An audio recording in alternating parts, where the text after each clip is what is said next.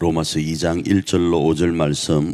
그러므로 남을 판단하는 사람아, 누구를 막론하고 내가 핑계하지 못할 것은 남을 판단하는 것으로 내가 너를 정죄함이니 판단하는 내가 같은 일을 행함이라. 이런 일을 행하는 자에게 하나님의 심판이 진리대로 되는 줄 우리가 아노라. 이런 일을 행하는 자를 판단하고 또 같은 일을 행하는 사람아, 내가 하나님의 심판을 피할 줄로 생각하느냐? 혹 내가 하나님의 인자하심이 너를 인도하여 회개하게 하심을 알지 못하여 그의 인자하심과 용납하심과 길이 참으심이 풍성함을 멸시하느냐? 다만 내 고집과 회개하지 아니한 마음을 따라 진노의 날, 곧 하나님의 의로우신 심판이 나타나는 그날에 임할 진노를 내게 쌓는도다. 우리가 계속 살펴보고 있는 로마서의 말씀에서는 하나님께서 우리를 사랑하신다라는 거예요. 그래서 사랑하시는데 사랑하셔서 예수님을 우리 가운데 보내주셨다라는 겁니다. 자, 그런데 그렇게 보내기까지의 과정을 설명을 하는데 그 과정이 어떠한가 하면 사람이 너무 죄 가운데 있다라는 거예요. 그 죄가 뭔가 하면 하나님을 없이 여긴다라는 거예요. 그리고 하나님을 없이 여기다 보니까 사람 속에서 부모님도 거역하고 형제간, 동기간에도 문제를 일으키고 그리고 친구와 주변 사람들과의 관계 속에 어려움을 겪고 그런 여러 모습들이 있는데 그걸 내면을 바라보니까 자기의 쾌락을 쫓아서 나아가더라는 겁니다. 그래서 하나님께서 다시 예수 그리스도를 우리 가운데 보내오셔서 행복할 수 있는 방법, 모두가 행복할 수 있는 방법, 공동체가 행복할 수 있는 방법을 오늘 설명을 하는 겁니다. 그렇습니다. 우리 교회도 우리 가정도 우리가 지금 오늘을 살아가는 이유는 나 혼자 잘 먹고 잘 살려는 것이 아닙니다. 나도 행복하고 우리 가족도 행복하고 우리 교회도 행복하기 위한 거죠. 그러면 방법이 뭔가? 그 방법은 예수님이라는 거예요. 그 방법이 예수님. 물질 가운데 어려움이 있어도 그 방법은 예수님. 우리 가운데 어떤 큰 문제가 있어도 그 방법은 예수님. 질병이 있어도 그 방법은 예수님이라는 거예요. 자, 그런데 그러하기 위해서는 그 예수님의 이름이 작동되기 위해서는 어떠해야 되는가 하면 우리의 죄를 버리고 하나님을 인정해야 된다는 거예요.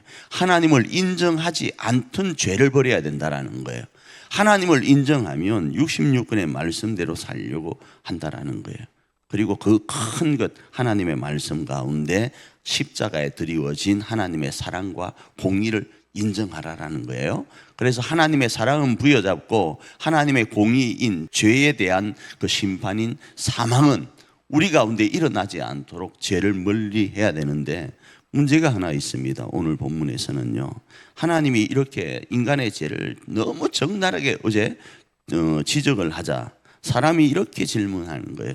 왜 그렇게 부정적인 것만 심하게 말하는가? 이런 질문을 하는 거예요. 아니, 사람이 살다 보면 좋은 일도 많지 않습니까? 그런데 왜 그렇게 어제처럼 그렇게 적나라하게 너무 디테일하게 그렇게 합니까? 사람 마음 아프게. 그리고 또 한 가지요. 그렇게 지적을 하는 데 있어서 남이 그러하다고 너무 정죄하는 건 심하지 않냐 이거예요. 하나님, 저 사람이 그 말을 들으면 얼마나 마음 아프겠습니까? 이렇게 지금 적용을 하는 거예요. 저 사람 한번 생각해 보십시오. 오늘도 저 교도소에 가 있는 저 사람을 한번 생각해 보십시오. 저 사람이 이 죄 가운데 있어서 얼마나 마음 아프고 가슴 찔려 하겠습니까? 이런 질문을 한다 이겁니다. 그러자 하나님께서 하시는 말씀이 아니, 나는 그 사람한테 이야기하는 게 아니라는 거예요. 너한테 이야기한다라는 거예요. 네가 뭔데 그 사람을 이 사람이 이러면 하나님 말씀 가운데 많이 아프겠다 그렇게 판단하냐 이거예요. 네가 뭔데? 나는 그 사람에게 하는 것이 아니라 물론 그 사람과 하나님과의 관계 안에서는 그 사람에게 이야기하겠지만 지금 나는 그 사람이 아니라 너에게 그 이야기를 하고 있다 이겁니다. 너 안에 있는 죄, 그 죄에서 돌이켜서 하나님을 인정하라라는 이야기를 하고 있다라는 겁니다. 이 말씀이 들려지길 원합니다. 오늘 영상을 통해 보는 분도 마찬가지입니다.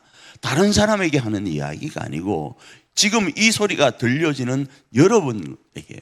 저에게요. 저 개인에게 이 말씀 앞에 있으라고 이야기를 하는 겁니다. 우리에게는 그런 죄가 없는데 아니요, 있습니다. 하나님을 인정하지 않는 모습들이 우리 가운데 곳곳에 있다 이겁니다. 그러면 또 이렇게 이야기합니다. 나는 하나님이 용서하였지 않냐고. 그렇죠, 용서하셨죠. 그 용서의 사랑을 붙드시라는 거예요. 그런데 그 용서가 일어나기까지 하나님이 얼마나 오래 참으시고 하나님이 얼마나 자신의 외아들 독생자까지 내어주셨는지를 생각하면 하나님을 더 사랑할 수밖에 없는 거예요. 그렇지 않나요? 하나님이 자기의 외아들까지 내어주시면서까지 우리를 사랑하셨는데, 우리를 용서하셨는데, 하나님 앞에 우리가 감히 어떻게 거역하고 하나님의 말씀 앞에 우리가 소홀히 할 수 있겠습니까? 그 하나님의 말씀은 뭡니까? 우리가 잘 아는 것처럼 요한복음 14장에 있는 것처럼 내가 너희를 사랑한 것처럼 서로 사랑하는 건데, 내가 내 가족을 그렇게 사랑했냐? 내가 반문하면서 다시 하나님, 내가 내 가족을 그렇게 사랑하지 못했군요. 다시 하나님 앞에 가라 이거예요. 하나님, 내가 우리 교회를 그렇게 사랑하지 못했군요. 하나님, 내가 우리 교회를 더 사랑하기를 원합니다. 이렇게 가라라는 거예요. 하나님, 내 동기간에 그렇게 살지 못했습니다. 하나님, 사랑하게 하여 주십시오. 하라라는 거예요. 여러분의 자신도 마찬가지입니다. 여러분의 자신을 여러분이 정말로 사랑합니까? 사랑하면 하나님의 말씀으로 채우려고 내 영혼이, 내 영혼 속에서 하나님의 말씀을 듣기 위하여 갈망하고 있는 그걸 아시고 성경 한 자리 더 읽으라 이겁니다. 그런데 성경보다 드라마에 빠져 있고 성경보다 이상한 세상 것에 빠져서 쾌락을 쫓고 있다면 돌아오라 이겁니다. 그 이야기를 하고 있는 거지, 상대편에게, 누구 가족에게, 누구 교우에게 하는 이야기로 적용하지 말라라고 이야기를 합니다. 자, 그리고 나서 하시는 말씀이 하나님이 모두에게 이렇게 오래 참고 회개하기를 오늘도 기다리시는데 끝끝내 회개하지 않으면 하나님의 진노가 그들을 위해 쌓인다고 이야기를 하고 있는 거죠. 자, 이 말씀을 오늘 우리 삶에 어떻게 적용할 수 있겠습니까? 하나님은 우리의 행하는 모습과 함께 우리의 마음 중심을 보십니다. 그 하나님이 오늘 우리가 우리의 삶을 어떻게 살아가고 있는지를 다 아시는 가운데 있기 때문에 그 하나님 앞에서 우리를 점검하기를 원합니다. 내가 하나님을 믿지 못한 것, 내 교회와 내 가정과 우리에게 역사하실 그 하나님을 믿지 못했던 것, 찰싹찰싹거리는 작은 파도 때문에 마음이 졸여서 항해하지 못하던 것, 떠나지 못하던 것, 저 먼 바다 하나님이 허락하신 목적지를 향해 나아가지 못했던 것 있었다면 회개하는 거예요. 왜요? 하나님은 우리의 문제보다 크시기 때문에. 하나님은 우리의 어떤 것보다 우리를 더 사랑하시기 때문에 그 하나님의 사랑을 부여잡지 못했다면 회개하고 이 한밤, 이 새벽 하나님의 그 사랑을 부여잡는 거예요.